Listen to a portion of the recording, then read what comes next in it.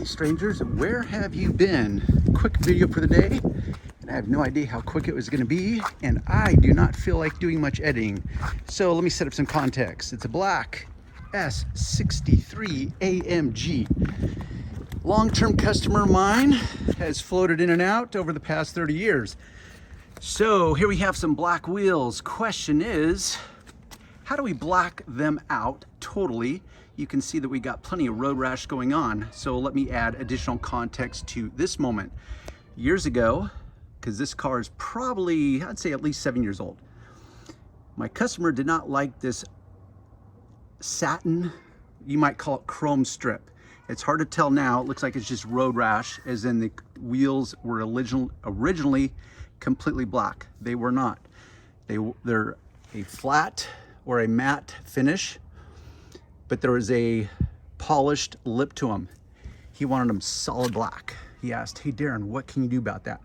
Which is part of this video. What is the simplest way to black these out without going level 10, without spending a bunch of money? And I'm gonna show you one of my tricks that can be used in a lot of applications when it comes to detailing. And let me just switch over to the other side because this is an impromptu moment. So this is after I've done one coat to black it out. This wheel is after I've done 2 coats to black it out. Now what's probably gonna show up in the video is that lip that was polished takes on a subtle different appearance than the rest of the wheel. I don't know if it's gonna show up or not, but in real life, if you were to scrutinize this, as in you were here with me, you'd realize that it's not quite the same black. But from what I call normal viewing distances, we have achieved success. A fully blacked out wheel, minimal requirements, minimal engagement, and extremely minimal expense. So how does Darren do it? Let me zoom in so you can see the before, which is still kind of the after, because I've done this approximately, I'd say this is the 3rd time in the past 5 years. Let's just say that. So here I have my acetone. I've got, yes, a black Sharpie Magnum for maximum pleasure.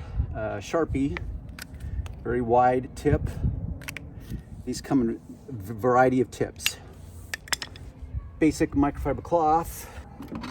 What I want to do is prepare the area first, and I'm going to use acetone. Now, he just got brand new tires and just went to the car wash, and they did a sloppy ass job on this dressing. So if that's showing up on the video, that has nothing to do with me. This customer spends most of his time out of state, so that and I don't do physical detailing any longer. It's all about tutorials. And by the way, if you want to hear or learn, I should say, clarify, if you want to learn more of my tricks, click on the link below this video where it will take you to my website, and you can sign up for my newsletter where you can get alerts when I create some tutorials that I do not make available on YouTube or elsewhere. I call it Insider. I'm in the process of building a new website so I can give you guys access to little tricks like this, as well as big tricks.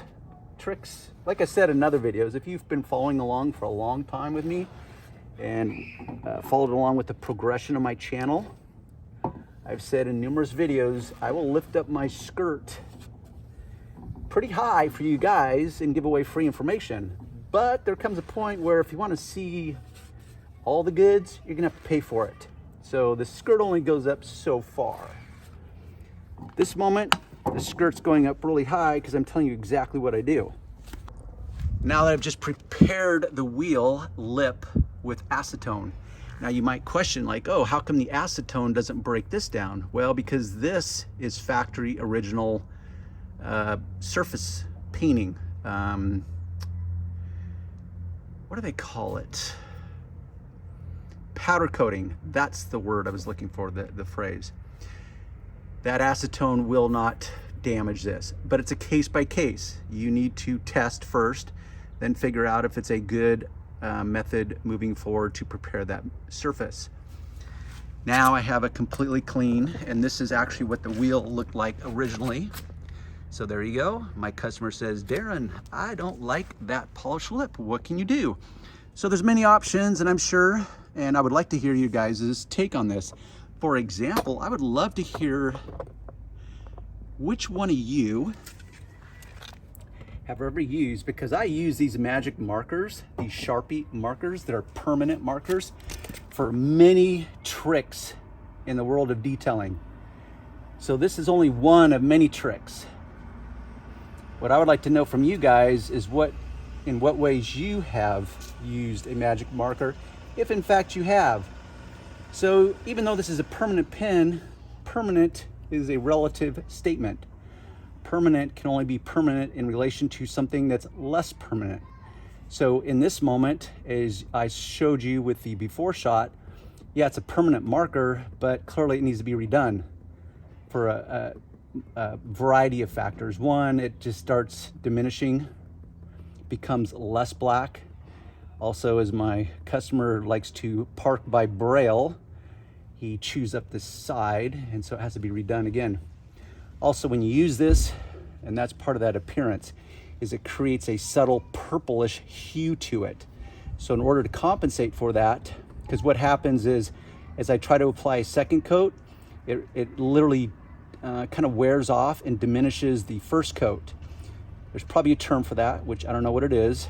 It's kind of like the applying wax. Like, oh yeah, you can layer wax. It's like, really? Can you? You know, how do you know that it's actually layering and building up? Or is every time you put a new layer of wax, is it really taking off that first layer and just applying a single coat? You know, you could have that debate all day long. And in the scientific world, often it is said, if you can't measure it, it doesn't exist. It doesn't matter. It's irrelevant.